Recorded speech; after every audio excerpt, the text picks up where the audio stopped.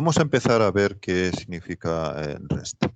REST es un concepto muy habitual en el diseño de APIs HTTP para aplicaciones web en el lado del servidor. Es de hecho el estilo arquitectural de APIs, por decirlo de alguna manera, más extendido hoy día a la hora de construir aplicaciones web. Hay otros estilos diferentes, pero este es el más típico y quizás también el más clásico, el que primero se empezó a utilizar cuando se empezó a pensar en modelos concretos para definir APIs HTTP me refiero. El concepto de REST en realidad es, yo diría que bastante complejo. Lo que vamos a ver es una simplificación de él. Y no vamos a discutir en clase si REST es exactamente esto o no lo es. Vamos a hacer una simplificación que espero que nos sirva para la asignatura. Y os voy a aconsejar que leáis mucho más sobre REST, especialmente si os dedicáis a construir aplicaciones web. Porque el entender bien los principios REST es fundamental, sobre todo para que otros ingenieros que vayan a estar mirando vuestra API la puedan entender. En otras palabras, hoy día es, entre otras cosas, una forma de comunicarse entre la gente que construye aplicaciones web. Si te dicen que una API es REST, tú sabes que puedes suponer ciertas cosas sobre ella. Entonces, esas invariantes, esas cosas que tú supones que ocurren, no hay que explicarlas porque sabes que la API es REST.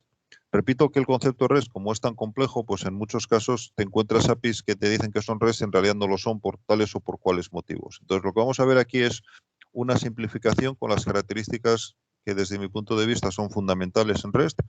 Y si lo discutiéramos esto en un debate, pues habría quien diría, pues hay otras que son más importantes, esa no es exactamente así, etcétera. Entonces, dejémoslo un poco en, este es el REST para nuestra asignatura, por decirlo de alguna manera, y vamos a trabajar con él.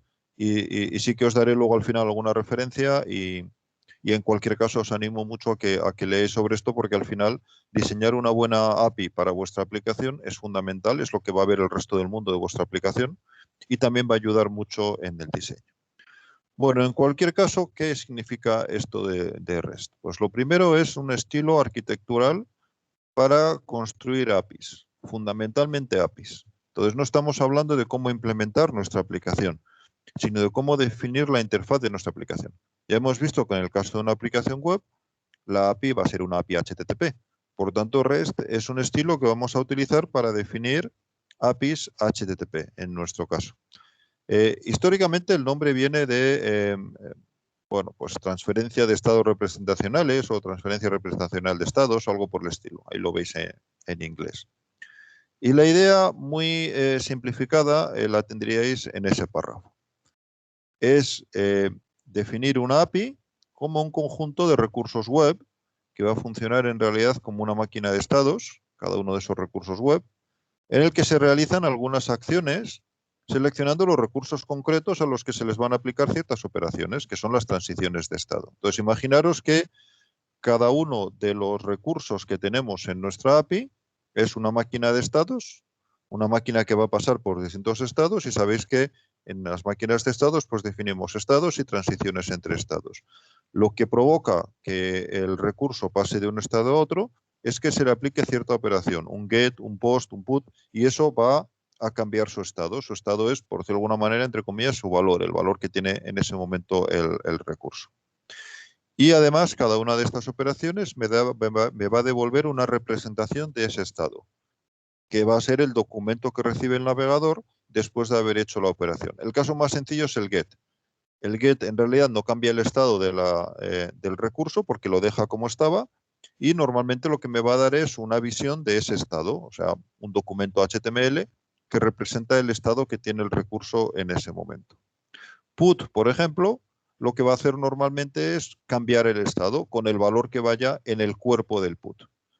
Cuando yo hago una invocación put, en la petición put, en su cuerpo, pongo un estado y ese estado sustituye al estado anterior que tuviera el recurso. Vamos a ver estas cosas con un poco más de detalle, pero repito, entendemos que la API está compuesta por un conjunto de recursos, por lo tanto vamos a tener que describir esos recursos. Cada uno de esos recursos lo entendemos como una máquina de estados que puede tener varios estados, serán los valores, los estados de ese recurso. Y las acciones, get, put, post, delete, van a ser las que van a hacer que cambien esos estados. Van a ser, por lo tanto, los disparadores de las transiciones de estado. Después de ejecutar cualquiera de esas operaciones, voy a recibir como respuesta una representación del estado, normalmente como un documento HTML o en algún otro formato. Bien, esto es un poco la idea básica de REST y si os dais cuenta, aquí aparece como ciudadanos de primera los recursos. Y como ciudadanos de casi primera, pero un poco de segunda, las transiciones, las operaciones, perdón, que disparan estas transiciones de estado, el get, el post, el put. Luego, cuando estemos definiendo una interfaz REST, lo primero en lo que vamos a tener que pensar es qué recursos voy a tener. Y lo segundo que voy a tener que pensar es cómo cambian de estado esos recursos. Esos son los dos conceptos básicos que tenemos en APIs REST. Y daros cuenta que esto es un modelo muy diferente al que tenemos cuando tenemos una API funcional, basada en funciones o en procedimientos, o una API orientada a objetos, basada en objetos que tienen sus métodos y sus propiedades. Aquí lo que vamos a pensar primero es en esas máquinas de estados individuales y después vamos a ver cómo también se pueden combinar en colecciones de máquinas de estados. O sea, vamos a pensar primero en gran medida en los datos, si os dais cuenta. ¿Qué tipo de datos voy a tener para poder después hacer interacciones con ellos? Y las interacciones que voy a poder hacer van a ser muy pocas. Get, put, post, delete. Por lo tanto, las diferencias en la API normalmente van a estar en qué recursos tiene y qué semánticas tienen esas operaciones, qué transiciones de estado hacen sobre ellos. Daros cuenta que cuando yo tengo una API funcional, por ejemplo, es exactamente al contrario. Lo que tengo es un montón de funciones que hacen distintas cosas y cada una de esas funciones maneja pues, probablemente su propio estado y cambia el estado del módulo, si es caso, pues de formas diversas. Si es una API puramente funcional, no lo cambiará para nada, sino que la función me dará directamente una transformación de lo que yo le haya pasado como parámetro y ni siquiera tendré recursos en el sentido que los tenemos aquí. Bueno, hoy día REST es el estilo arquitectural preferido para las aplicaciones, para la construcción de APIs en aplicaciones web. Está muy extendido en la web estática, que básicamente me da el equivalente a ficheros y directorios. Sería un poco como casi solo tener el get dentro de todo esto que estamos poniendo. Y está bastante extendido en la web programática, en aplicaciones y servicios web. La mayor parte de las APIs que nos encontramos de servicios reales, que veremos algunas de ellas más adelante en la asignatura, pues son APIs REST o digamos que tratan más o menos de ser APIs REST. Ya he comentado al principio que, bueno, pues no siempre las APIs siguen exactamente los principios REST, aunque lo digan. Pero bueno, al menos me da un vocabulario y una forma común de entender las cosas, incluso para ver dónde se separa un poco de la ortodoxia, por decirlo de alguna manera. Bien, los principios fundamentales de REST los tenemos en esta lista. Lo primero, la comunicación va a ser entre cliente y servidor y el cliente va a tener normalmente la interfaz de usuario y no va a ser parte de la interacción, o sea, el cliente va a decidir cómo se muestran las cosas al usuario, etcétera, y eso no es parte de la API. Y el servidor es el que va a tener la lógica de negocio, los datos, la lógica de la aplicación y los datos. Por lo tanto, daros cuenta que lo primero de todo que tenemos que darnos cuenta es que REST se sitúa claramente detrás de la interfaz de usuario. Por eso, cuando estamos definiendo una API REST, aunque tenemos que tener la interfaz de usuario de alguna manera en cuenta, en realidad lo que estamos definiendo es qué pasa detrás de la interfaz de usuario. O sea, cuál es la interacción desde lo que el cliente tiene detrás de la interfaz de usuario contra el servidor. El segundo principio es que no tenemos estado. Cada petición lleva todo el contexto que necesite. Por eso vamos a necesitar cosas como cookies, justamente para poder mantener ese estado y que el servidor pueda relacionar esta petición con otras peticiones anteriores. Pero la idea es que cuando el servidor, mi aplicación, reciba una petición, tenga en ella todo lo que necesite. No tenga que depender de saber qué otras interacciones anteriores hemos tenido. O sea, no hay ninguna relación entre una interacción y la siguiente, más allá de lo que pueda mantener el propio servidor, que sería ya estado del servidor, no estado de la API. Recordar que aquí estamos hablando de la API. Entonces, la API es sin estado. Dos peticiones separadas a la API no tienen ninguna relación entre ellas.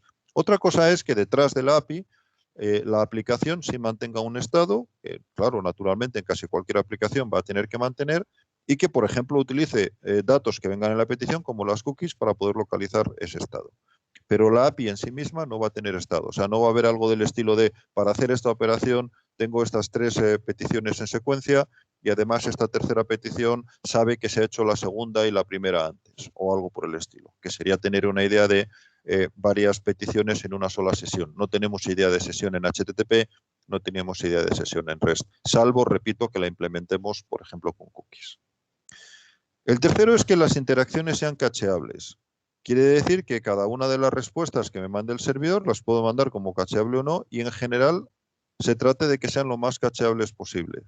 Eso lo que quiere decir es que yo voy a poder tener cachés por medio que eviten que las peticiones tengan realmente que llegar hasta el servidor. Por ejemplo, una petición GET que no altera en nada el estado, en general voy a poder cogerla de una caché igual que si fuera hasta la fuente original. Ojo, mientras el estado no ha cambiado, claro. Por eso tendré que tener también algún mecanismo para decidir si el estado ha cambiado o no y en ese caso invalidar la caché. La siguiente es una de las que más nos vamos a centrar en esta asignatura. Vamos a tener una interfaz uniforme basada en recursos, URLs, métodos y representaciones del estado, o sea, representaciones de la respuesta. ¿Qué quiere decir esto? Pues que para definir la interfaz vamos a tener que definir estos 4 elementos. Y repito, por un lado los recursos, que van a ser parte del API. Con los recursos voy a poder construir URLs, y de hecho las URLs me van a permitir que en la respuesta, cuando yo invoco un recurso, me vengan referencias a otros recursos, métodos que normalmente voy a aplicar sobre recursos y representaciones de los recursos, por ejemplo en formatos como HTML, que normalmente van a poder incluir URLs cuando la respuesta tenga que hacer referencia a otros recursos. Seguimos. Otro principio REST es que el sistema se va a construir por capas y de esa manera cada componente solo ve la capa a la que invoca. Solamente va a realizar interacciones HTTP con un cierto componente y luego puede que ese componente a su vez para hacer su trabajo necesite otro componente que esté en otro lado y a su vez otro, pero todos esos van a ser transparentes para él. Cada uno de las etapas solamente va a ver a la etapa siguiente. Por ejemplo, el navegador va a ver a la primera capa, por así decirlo, de servidores. Si alguno de los servidores con los que esté trabajando necesita a su vez contactar con otra aplicación, lo va a hacer de forma transparente por detrás. Y en el momento en el que esa otra aplicación le responda, pues va a componer la respuesta, va a hacer lo que tenga que hacer con ella y me lo va a dar a mí. Pero yo solamente voy a ver que me está respondiendo a mi petición. No voy a saber, al menos desde el punto de vista de API, que por detrás ha habido otras interacciones. Y por último, puede que necesite tener código en el cliente, sobre todo para la interfaz de usuario. Pero lo voy a tratar de separar claramente de las llamadas a la interfaz, etcétera, etcétera. De forma que, por supuesto, el código en el cliente va a poder hacer llamadas a la interfaz, a la interfaz API, perdón, a la API en REST, pero ese código en el cliente, en principio, para el servidor, para la aplicación web, va a ser indistinguible si ese código es de una cierta manera o es de otra. Lo único que la aplicación va a ver es que le hacen una invocación REST. Continuamos. Nos vamos a centrar ahora en los principios ya, si queréis, más básicos. Primero, cada recurso debe tener una URL. Es un principio muy fácil de entender y es simplemente que en realidad cada recurso va a tener un nombre de recurso. El recurso puede ser cualquier tipo de información. Recordad que al final los recursos van a representar a máquinas de estado, por lo tanto, pueden ser cualquier tipo de datos que yo vaya a ir cambiando, porque eso lo puedo modelar como una máquina de estados, cuyos estados son los distintos valores que va teniendo. Y dentro de este tipo de recursos vamos a tener en realidad como 2 tipos de cosas. Por un lado, los que realmente tengan que ver con información, con un documento, con una imagen, con un servicio, incluso con una persona, y los que tengan que ver con colecciones de recursos, que voy a tratar de una forma un poco diferente. Por ejemplo, si miráis aquí, podéis ver que profiles/Juan, o sea, example.com/profiles/Juan, pues parece la URL de un recurso que simplemente mirando el nombre, pues probablemente se refiere al perfil de una persona, Juan, o sea, un perfil concreto. Pero por la propia estructura, como lo estoy poniendo, pues uno inmediatamente podría pensar que, bueno, igual que está el perfil de Juan, está el perfil de María, está el perfil de Pepe, y por lo tanto Profiles es probablemente una colección de recursos, una colección en este caso de perfiles.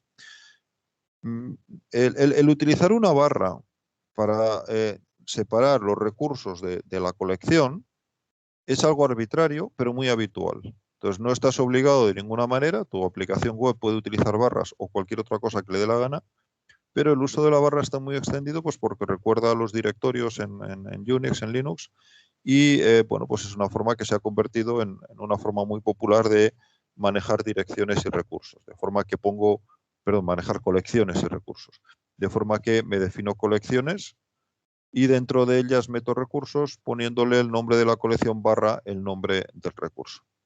Tenéis otro ejemplo a continuación parecido, donde si veis, por ejemplo, esa URL, ese nombre de recurso, empezaría en barra posts, tenemos barra posts, barra 2007, barra 10, barra 11, barra ventajas REST. Pues uno podría pensar que lo que tengo son varios recursos del tipo ventaja REST y otras cosas distintas, que podrían ser distintos, por ejemplo, títulos de posts en un blog, y después los tengo agrupados por días y agrupados por meses, y esos a su vez agrupados por años, y esos a su vez agrupados en una colección de posts. Entonces, todos esos podrían ser colecciones. Pero repito, no es obligatorio, la barra se puede usar para eso o no. A continuación, de hecho, veis otra forma alternativa de poder referenciarse a un post en concreto, que sería tener un punto de entrada, un recurso, que podría ser una colección también, posts, y después pasar una query string, donde tengo una cosa que es f igual, que parece que es la fecha, y t igual a, bueno, pues otra cosa que también tiene otra pinta de ser fecha. Tendríamos que saber qué significa esa f y qué significa esa t, pero en principio parece que son dos cosas que le estoy dando al recurso, pero el recurso es en este caso barra posts, perdón. Y también quiero resaltar que el uso de query strings es muy habitual, pero también es arbitrario. La mayor parte de las aplicaciones van a hacer caso a esa sintaxis entendiendo que es una query string, y es muy útil porque recordar que los formularios en HTML se gestionan como query strings. Por lo tanto, los contenidos de un formulario se van a codificar en este formato que estáis viendo ahí, pero en realidad una aplicación no tiene por qué seguir este formato para pasar parámetros, por decirlo de alguna manera, a un nombre de recurso.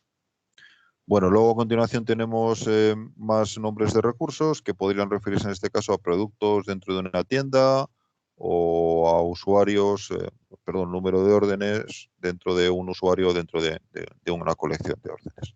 Bueno, lo fundamental, lo que he dicho al principio, cada recurso debe tener una URL, debe tener un nombre, y el recurso normalmente va a corresponder con información que maneje mi aplicación o con una colección de esa información, colección de recursos que tienen información. Pero digamos que las colecciones ellas mismas son también recursos.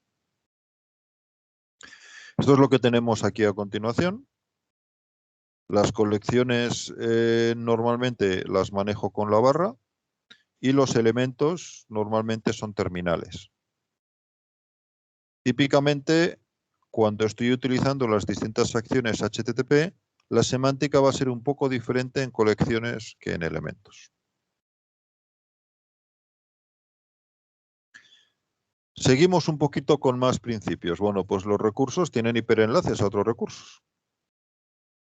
Eso lo que quiere decir es que cuando un recurso me devuelve su estado, ese estado puede incluir URLs y esas URLs me pueden dar referencias de otros recursos. Por ejemplo, si yo respondo en el problema que teníamos antes con la lista de la compra, cuando yo decía el recurso principal me da la lista de la compra, probablemente sería razonable que cada uno de los elementos de la lista de la compra vinieran anotados con la URL del recurso correspondiente, para que a continuación la aplicación pudiera fácilmente acceder a cada uno de esos recursos sin tener que saber nada en particular sobre la API, ni dónde están colocados, ni ninguna otra cosa. Porque cuando yo voy al recurso barra, directamente me devuelve la lista de los recursos que tiene, perdón, la lista de los recursos que tiene en este momento la lista de la compra, que es lo que maneja la aplicación. Lo veremos dentro de un momento. Tengo un conjunto limitado de métodos, de acciones, de comandos, si queréis. Ese conjunto limitado, en esta asignatura además lo vamos a limitar todavía más y lo vamos a dejar en 4 métodos, que son get, put, post y delete. Y además vamos a considerar que tienen una semántica muy concreta, que es, ya estamos aquí hablando de las esquinas de REST, hasta qué punto esto es parte del modelo o no. Pero en esta asignatura, para simplificar algunos conceptos un poquito más complejos, vamos a utilizar solamente estos 4 y de hecho, como veremos dentro de un poco, en algunos casos solamente 2 de ellos, y vamos a tratar de utilizarlos con esta semántica que veis ahí. Y vamos a considerar que para nosotros esto es REST. Los 4, como he dicho, son get, put, post y delete. Y yendo uno por uno, tenemos get. Y get, en general, lo vamos a utilizar para obtener información. Es un método, una acción, que no cambia el estado. Yo lo hago un get a un recurso, simplemente me da la representación de ese recurso. Quizás me la da de la caché, si la caché no está invalidada. Y es idempotente. ¿Qué quiere decir idempotente? Pues idempotente es una acción que puedo realizar n veces y el resultado final es el mismo que si lo hubiera realizado una sola vez. Y ahora veremos por qué esto es importante en un momento. En cualquier caso, repito, get va a ser idempotente. La voy a poder realizar n veces y el resultado final va a ser el mismo. Es muy obvio que eso es así porque get no cambia el estado. Por lo tanto, si lo ejecuto 15 veces, el estado va a seguir siendo el mismo. Obviamente, en ausencia de otras acciones durante ese tiempo, claro. Si solamente al recurso le paso 15 gets, es igual que si al recurso le hubiera pasado un solo get. El resultado final es el mismo y es muy obvio porque no ha cambiado de estado. Bien, put es otra acción diferente que vamos a utilizar y me va a servir para actualizar o para crear un recurso conocida su URL. Recordad un momento el ejercicio de la lista, donde yo comentaba que yo podría crear el recurso con un put o actualizarlo si ya existía. Lo que sí necesito es conocer la URL. Entonces, si yo quería poner zanahorias, tenía que saber que el recurso para las zanahorias es barra zanahorias. Pero una vez que yo sé que es barra zanahorias, pues yo simplemente hago un put sobre barra zanahorias y si las zanahorias ya estaban en la lista, pues actualizo su valor con ellas y si no estaban, pues las creo y actualizo su valor o les doy un valor. En el caso del put, normalmente el valor, el estado nuevo, va en el cuerpo. El put, por lo tanto, cambia el estado del recurso. Y además el put también es idempotente. Pensad un momento, si yo tengo zanahorias y le hago un put 5 y yo lo ejecuto 5 veces, el resultado final, el estado final es 5 zanahorias. Si lo ejecuto una vez, el estado final es 5 zanahorias. Por lo tanto, el resultado de ejecutar la acción varias veces o de ejecutarla una vez es el mismo y por lo tanto podemos decir también que es idempotente. Me salto un momento post y vamos a delete. Delete también es muy fácil de entender. Borra un recurso conocido a su URL. Por lo tanto, me cambia el estado, me lo cambia radicalmente porque antes tenía recurso y ahora no lo tengo. Por lo tanto, me cambia completamente el estado. Y además también es idempotente. Daros cuenta que si borro 5 veces, el resultado final es el mismo. Quizás los segundos 4 borrados me darán error porque ya no hay nada que borrar, pero el resultado final es que el recurso está borrado. Por lo tanto, también lo podemos considerar como idempotente. Post es especial porque no es idempotente. Post es lo que se suele utilizar para crear un recurso conociendo no la URL del recurso, que no siempre la conozco, sino la URL de un constructor. Entonces, en el caso de post, lo que ocurre es que conocemos un constructor, un recurso constructor de recursos, que muy habitualmente es la colección, porque en muchos casos lo que hago es que la colección sirva también como constructor de recursos, de forma que yo si invoco un post sobre el constructor, se crea un recurso nuevo. Obviamente entonces post cambia el estado del recurso al que me estoy dirigiendo, en el sentido en el que, si lo considero una colección, pues ahora va a crear un recurso nuevo. Lo cambia de una forma un poco peculiar, desde luego. Y tiene también como característica que no es idempotente, porque cuando yo creo un recurso, post me va a devolver el nombre del recurso nuevo normalmente. Si yo lo vuelvo a invocar, me va a crear otro recurso diferente con otro nombre diferente. Digamos, a post no le puedo decir créame el mismo recurso que antes, porque para eso cuando lo estoy creando tendría que conocer su URL. Y si conociera la URL estaría utilizando un put, como he mencionado antes. Si conozco la URL ya, el nombre de recurso sobre el que quiero actuar, utilizo put en lugar de post. Bueno, pues estos son los 4 acciones, métodos, comandos básicos de HTTP que vamos a utilizar. Y como he dicho también, en muchos casos lo tengo que reducir a dos. ¿Por qué? Porque put y delete en general no los puedo expresar desde HTML, al menos no desde una forma fácil.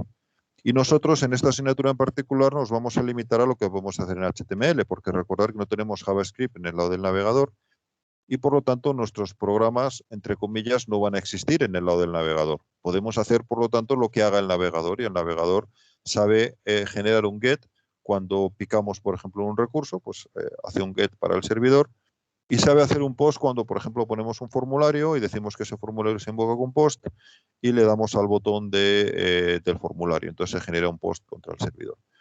Pero desde HTML no hay formas, en principio, simples, digamos, o incluso razonables de generar un put o un delete. Por lo tanto, lo que va a ocurrir en algunos problemas, en muchos problemas de hecho, es que diremos, bueno, vamos a utilizar REST, pero en lugar de los 4 acciones que hemos visto, vamos a utilizar solamente 2, get y post. Y en ese caso lo que va a ocurrir es que vamos a simular el put con un post, o sea, cuando queramos actualizar el estado, vamos a hacer también un post, y lo que ocurre es que va a ir el estado como argumentos del post, y cuando queramos hacer un delete vamos a hacer también un post, pero un post de nuevo con un argumento específico que es borrar el recurso. Más adelante veremos algún ejemplo.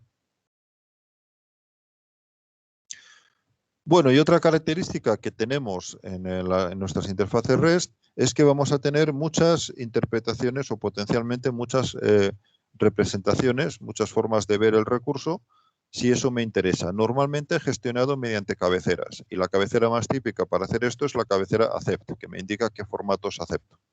Entonces, si el cliente que está consultando la aplicación, por ejemplo, dice que acepta text HTML, pues la aplicación tratará de mandarle el estado en HTML. Pero si me dice que acepta text XVCAR, perdón, que es un formato de agenda, y puede expresarme ese recurso como en formato de agenda, en formato VCAR, pues me lo enviará en ese formato.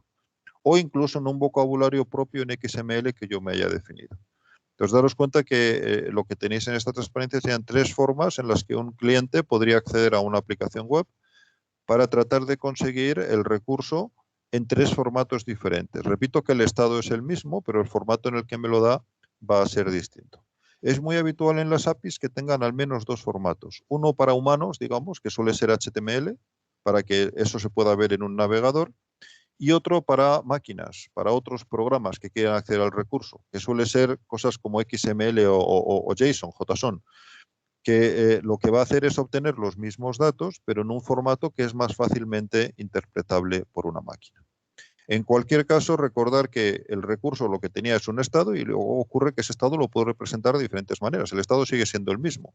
Lo que pasa es que me lo dan en HTML o me lo dan en JSON o me lo dan en XML o en cualquier otro formato que se le haya podido ocurrir al cliente. Y naturalmente también puede pasar que un cliente me lo pida en un cierto formato y el servidor no lo tenga. Pues le dirá que no está disponible ese formato o se lo mandará en el formato por defecto. Porque no hay que olvidar que el que define qué es lo que sabe hacer es obviamente el servidor. Entonces en la API estará definido, pues mira, yo entiendo los formatos tal, tal y tal otro formato no me lo pidas porque no lo entiendo.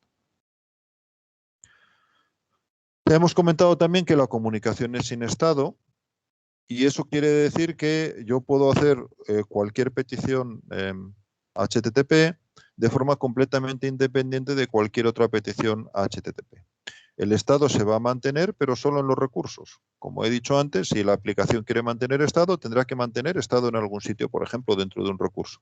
Daros cuenta que, como es obvio, en el programa de la lista de la compra se mantiene un estado, que es la propia lista de la compra. La mantiene la aplicación.